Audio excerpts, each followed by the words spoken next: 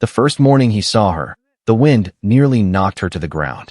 It was just after sunrise in a quiet neighborhood outside Columbus, Ohio, the kind of place where sprinklers clicked across green lawns and delivery trucks hummed through wide suburban streets. The sky was pale blue, streaked with soft clouds, and the air carried the crisp scent of early spring. Nathaniel Brooks had just locked the front door behind him, balancing a thermos of black coffee in one hand and his 7-year-old son's backpack in the other, when he noticed the woman across the street. She stood near the bus stop bench that hadn't been painted in years. Her coat was thin and far too light for the chilly morning. Her gray hair was tied loosely at the back of her neck, and she clutched a small canvas tote bag as if it held everything she owned. She wasn't begging. She wasn't asking anyone for anything. She was just standing there, swaying slightly, as though the night had been longer than the day. Nathaniel almost didn't stop. He had deadlines at the auto repair shop where he worked 10-hour shifts, bills stacked on the kitchen counter, and a son who still asked why his mother wasn't coming back.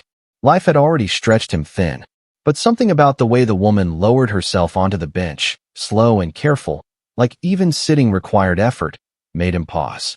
If you believe that small acts of kindness can change lives, take a moment right now to like, comment, share, and subscribe to the channel Kindness Matters. Stories like this remind us that even in the hardest seasons, compassion still has power. Nathaniel crossed the street. He didn't know then that this simple walk across cracked pavement would unravel his assumptions about poverty, pride, and second chances. He didn't know that months later, 4 black SUVs would roll into his quiet street in broad daylight, followed by 2 lawyers and 4 broad-shouldered men in tailored suits. He didn't know that his neighbors would gather behind curtains and that his son would clutch his arm in fear. All he knew that first morning was that a human being looked cold. Nathaniel introduced himself softly and asked if she needed help. The woman hesitated before telling him her name was Margaret Hale. Her voice was steady but tired, like someone who had spent years holding herself together. She said she was fine, that she was just waiting for the bus.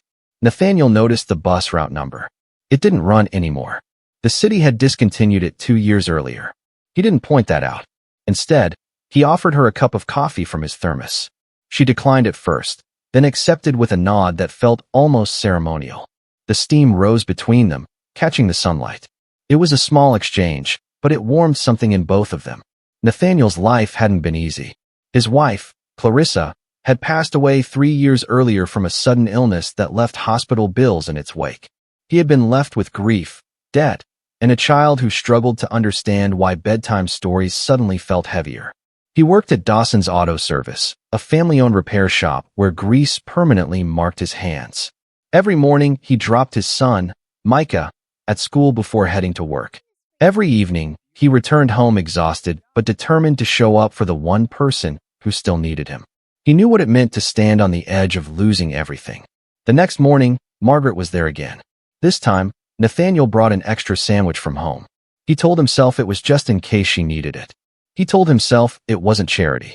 It was just neighborly. Margaret accepted the sandwich with quiet gratitude. She never asked for more. She never complained. She simply showed up each morning, sitting on that bench as if waiting for something that never arrived. Over the weeks, a routine formed. Nathaniel would wake at 6 a.m., pack Micah's lunch, brew coffee, and prepare a little extra. Some mornings it was oatmeal in a thermos. Other mornings it was fruit in a granola bar. Margaret would be there, and they would exchange brief conversations about the weather, about the blooming tulips in the park down the street, about nothing and everything. Nathaniel never pried into her past. Pride is a delicate thing, and he respected the way she carried herself. But he noticed details. Her shoes, though clean, were worn thin at the soles. Her coat had been carefully stitched at the elbow. She carried herself with a posture that suggested she had once stood in rooms far more formal than this bus stop bench. One morning, as sunlight filtered through the budding trees, Micah tugged at his father's sleeve and asked why Miss Margaret didn't go home. The question hung in the air. Nathaniel knelt beside his son and told him that sometimes people go through hard seasons, and sometimes they need a little help to get through them. Micah nodded solemnly, then reached into his backpack and handed Margaret a drawing he had made. It was a picture of 3 stick figures holding hands under a bright yellow sun. Margaret's eyes shimmered in the morning light. She pressed the paper to her chest, as though it were priceless art. Nathaniel learned that Margaret had once worked as a librarian. She spoke about books with a reverence that made Micah listen in awe. She recommended stories for him, describing heroes who overcame impossible odds. She had a way of speaking that hinted at education and refinement. And yet, every evening, she disappeared down the street toward a cluster of low-income apartment buildings, and every morning she returned to that bench. Nathaniel's finances were fragile. Some weeks, he skipped lunch so Micah could have fresh fruit. His truck rattled ominously every time he started it. But he never stopped bringing something for Margaret. The neighbors noticed. Some whispered that he was being taken advantage of. Others suggested he should focus on his own problems. Nathaniel listened politely, but continued his routine. Kindness wasn't a transaction. It didn't require an audience.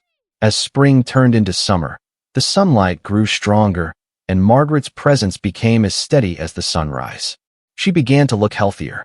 Her cheeks regained a hint of color. She laughed more often when Micah told her stories about school. She even began bringing small things to share, an apple she had saved, a folded newspaper crossword she thought Nathaniel might enjoy. Then one morning, she wasn't there. Nathaniel felt a tightness in his chest he couldn't explain. He waited an extra few minutes before driving Micah to school. He told himself she might simply be late. The next day, she was still gone. 3 days passed. On the fourth morning, as Nathaniel stood at the kitchen sink washing a coffee mug, he heard the low rumble of engines outside. It wasn't the usual sound of delivery vans or commuters. It was deeper, heavier. He stepped onto the porch. 4 black SUVs were pulling up along the curb in front of his modest 2-bedroom home. The vehicles gleamed in the bright morning sun, reflecting the neat rows of suburban houses. Neighbors' curtains twitched. Doors opened slightly. A sense of quiet tension filled the street. Micah stepped beside his father, gripping his hand. The SUV doors opened almost in unison. 4 large men in dark suits stepped out first, scanning the area with professional detachment. Behind them emerged 2 sharply dressed individuals carrying leather briefcases. Nathaniel's heart pounded. He ran through possibilities in his mind. Had something happened at work? Was there some unpaid debt he didn't know about? He felt suddenly exposed, standing in worn jeans and a faded work shirt. The 2 individuals approached. The woman introduced herself as attorney Rachel Whitmore. The man beside her was attorney Leonard Gaines. Their expressions were composed, but not unkind. They asked if he was Nathaniel Brooks. He nodded. Rachel Whitmore explained that they represented Margaret Hale. The name felt surreal in that moment, spoken in such a formal tone. Nathaniel's thoughts scrambled. Was she in trouble? Had she accused him of something? Had his attempts to help somehow crossed a boundary? He glanced at the bodyguards, at the neighbors watching, at Micah's wide eyes. Then Rachel said something that made the world tilt. Margaret Hale was the sole heir to Hale Publishing Group, a multi-million-dollar family company headquartered in Chicago. She had disappeared from public life 2 years earlier following a legal dispute with extended relatives who had attempted to force her into a guardianship arrangement. She had chosen to leave rather than engage in a public battle that would have dragged her late husband's name through the tabloids. She had spent the last 2 years living quietly, intentionally stepping away from wealth to reassess who truly cared for her, without influence or expectation. Nathaniel felt as though he were listening to someone else's story.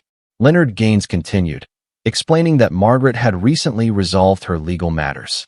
Her assets had been fully restored. Her relatives' claims had been dismissed. She had decided to return to public life, but not before honoring someone who had shown her kindness with no knowledge of her status. Nathaniel's throat tightened. Margaret stepped out of the final SUV. She looked different, yet the same. Her gray hair was neatly styled. She wore a tailored light blue suit that shimmered softly in the daylight. But her eyes were unchanged. Warm, steady, grateful. She walked toward him without the assistance of the bodyguards. In that quiet suburban street, under the clear morning sky, she told him that during the loneliest chapter of her life, when she needed to remember what sincerity looked like, he had shown up every day without asking for anything in return. She had sat on that bench not because she had nowhere else to go, but because she needed to see if the world still held goodness when stripped of appearances.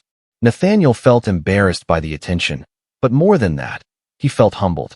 Margaret explained that she intended to establish a community literacy foundation in Columbus, one that would provide free books, tutoring, and after-school programs for children in low-income neighborhoods. She wanted Nathaniel to serve as its local director. He almost laughed at the absurdity. He was a mechanic. He didn't wear suits. He didn't know anything about foundations. But Margaret reminded him that leadership wasn't about titles. It was about heart. She had already arranged for his debts to be reviewed and, where legally possible, paid off anonymously through charitable channels. She had established a college fund for Micah. She had secured a renovation grant for his home.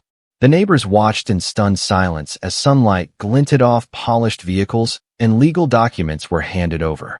Nathaniel felt tears rise, not because of the money, but because of what it represented. The months of early mornings, the extra sandwiches, the simple conversations. Micah looked up at him and whispered that Miss Margaret had become a hero, just like the stories she told. Over the following months, Nathaniel's life changed in ways he could never have imagined. He trained with nonprofit advisors. He helped renovate an old community center into the Hale Literacy House. He watched children walk through its doors, eyes bright with curiosity. Margaret visited often, not with bodyguards, but with books in her arms. Nathaniel never forgot those mornings at the bus stop bench. He never forgot how close he had been to walking past her that first day.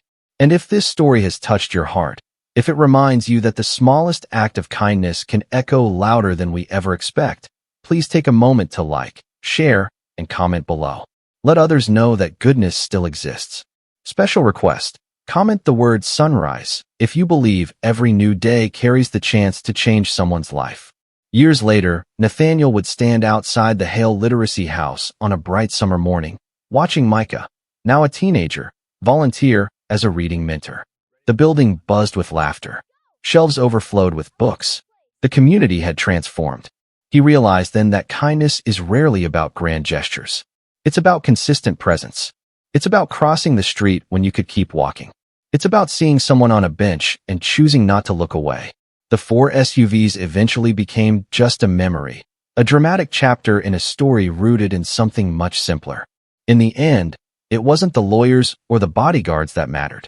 It was the coffee shared at sunrise, and the understanding that even in broad daylight, when the world can see everything, the quietest acts often shine the brightest.